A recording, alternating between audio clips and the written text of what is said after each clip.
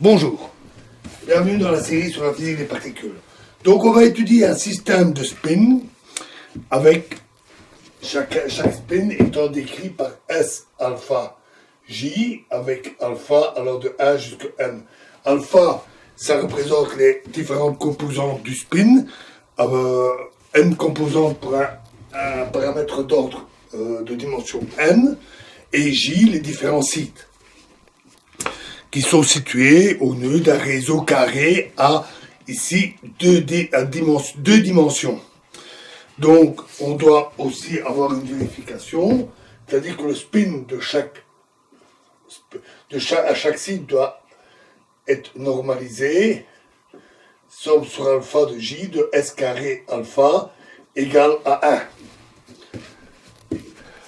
Alors, donnons d'abord un argument heuristique pour justifier l'absence d'aimantation spontanée à deux dimensions pour un paramètre d'ordre supérieur ou égal à 2.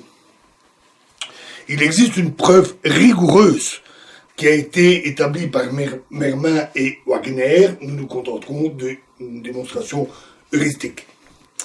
Supposons qu'au voisinage de la température 0, il existe une aimantation spontanée, telle que tous les spins soient parallèles, disons, à la direction n, par exemple. Donc, on aura S1 pour tout site I, S1I égale jusqu'à Sn-1I égale 0 et Sni égale 1. Et nous allons étudier les petites fluctuations autour de cet état. Pour que cet état soit stable, il ne faut pas qu'il soit détruit par des fluctuations trop importantes. En particulier, pour une température proche de 0, les fluctuations doivent tendre vers 0. Donc supposons donc que les fluctuations sont petites, ce qui permet de se limiter aux fluctuations dans l'hyperplan perpendiculaire à la direction n, et de négliger la contrainte ici. Écrivons l'hamiltonien qui décrit les fluctuations des plus proches voisins. On a donc H égale 1 demi J fois somme sur les plus proches voisins de somme sur alpha 1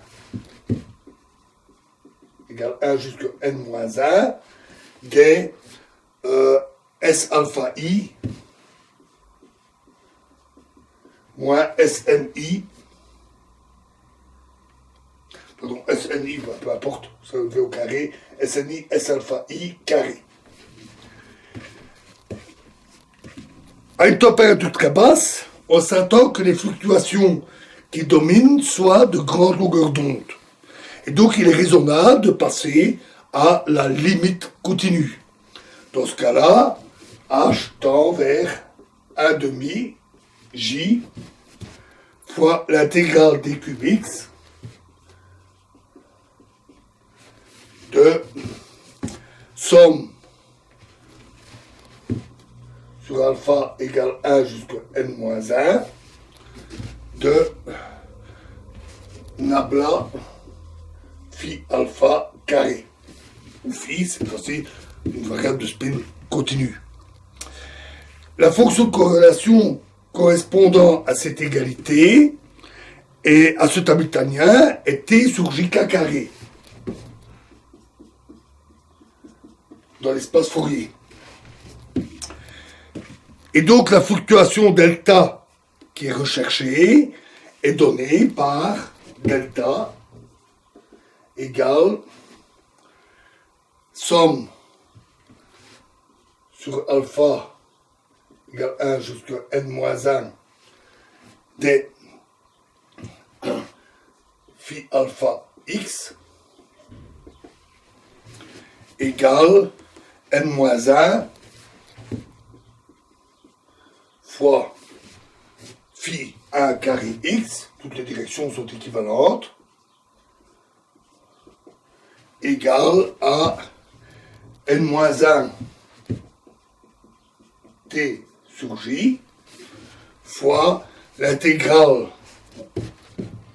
de entre pi sur L et pi sur A de d carré k sur 2pi carré fois k carré. Où petit a, c'est le pas du réseau, et grand L, la taille du réseau. Les limites d'intégration sont fixées par une coupure ultraviolette pi sur A et une coupure infrarouge pi sur L. En effet, la longueur maximale d'une fluctuation dans un réseau de taille L, c'est environ égal à L. Le mode K égale 0 ne contribue pas, parce qu'il ne décrit pas une fluctuation, mais simplement une translation d'ensemble de la variable phi de x en phi de x plus une constante. En dimension d supérieure à d, l'intégrale est convergente au niveau infrarouge.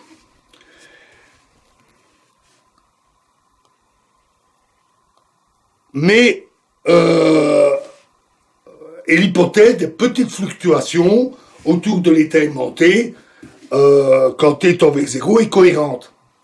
Mais à deux dimensions, on trouve alors que delta est égal à n-1 t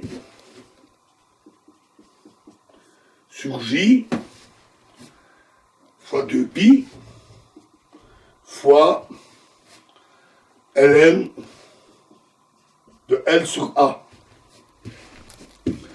Et donc, à la limite thermodynamique, quand L tend vers l'infini, ou supposé tel, parce que c'est des milliards d'atomes, cette limite tend vers l'infini. Du moins pour un paramètre d'ordre supérieur à 1, c'est-à-dire 2 ou plus. Et donc, ceci reflète la divergence infrarouge de l'intégrale, et c'est un phénomène caractéristique de la dimension 2. L'hypothèse des petites fluctuations n'est donc pas cohérente. Et les fluctuations de grande longueur d'onde vont déstabiliser l'ordre à longue distance en deux dimensions. On peut également arriver à cette conclusion en étudiant, par exemple, la moyenne de phi x moins phi 0 au carré, quand la distance tend vers l'infini. Alors, il y a une petite anecdote ici qui montre la limite des modèles. Ceci, c'est un modèle théorique. Mais il faut faire attention quand on applique de tels modèles, à des phénomènes réels. Parce que l'espace dans lequel nous vivons n'est pas à deux dimensions. Pour un réseau de spin, il n'y a pas trop de problème. Le fait de considérer des variations, donc dans le plan de dimension, de considérer des petites variations, ne change rien. Mais ce modèle et ce raisonnement sur les fluctuations s'appliquent à d'autres cas. Par exemple, si on a des liaisons entre atomes de carbone avec des électrons délocalisés, on a des liaisons à deux dimensions et on calcule là aussi le même raisonnement, et avec également la démonstration rigoureuse de Mermin et Wagner, à savoir que ces fluctuations détruisent l'ordre à longue distance, et donc un tel réseau de connexions hexagonales d'atomes de carbone à deux dimensions ne devrait pas exister.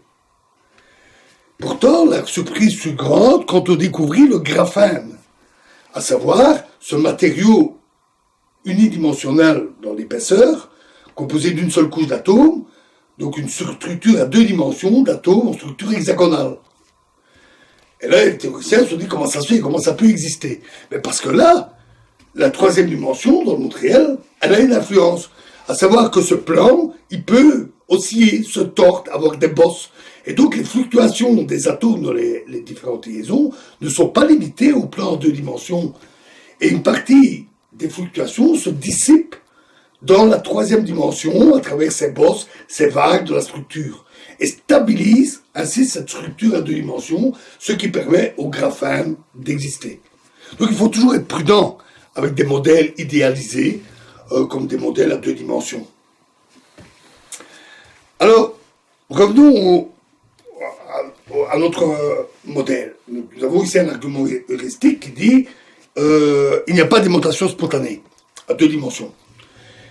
Les études numériques et analytiques suggèrent que le cas n égale 2, donc un paramètre d'ordre également de 2 dimensions, est spécial. Et que même s'il n'y a pas d'émonstration spontanée, il semble que l'on observe une transition de phase. Alors, voyons d'abord un argument heuristique en faveur d'une telle transition avant de passer à une description plus quantitative qui utilisera le groupe de renormalisation. Le spin du modèle XY, pour un paramètre d'ordre à 2 dimensions, c'est le modèle XY. Le spin au site I est un vecteur S à 2 composantes que l'on peut prendre dans le plan du réseau. L'hamiltonien est invariant par rotation dans ce plan. En d'autres termes, il présente une symétrie O2. On a H égale moins J, somme sur les plus proches voisins, IJ de SI, SJ, c'est-à-dire moins J, somme sur IJ, de cosinus, θI moins θJ. Où θI, c'est l'angle que fait le spin, l'orientation du spin, par rapport à une direction fixée de référence, par exemple l'axe X. La fonction de partition est donc Z égale somme sur toutes les configurations de exponentielle J sur T de somme sur les plus proches voisins de cosinus θI moins θJ. C'est-à-dire l'intégrale de 0 à 2π, puisque sur les configurations c'est continu, bien entendu, fois le produit sur I de dθi de exponentielle J sur T, somme sur les plus proches voisins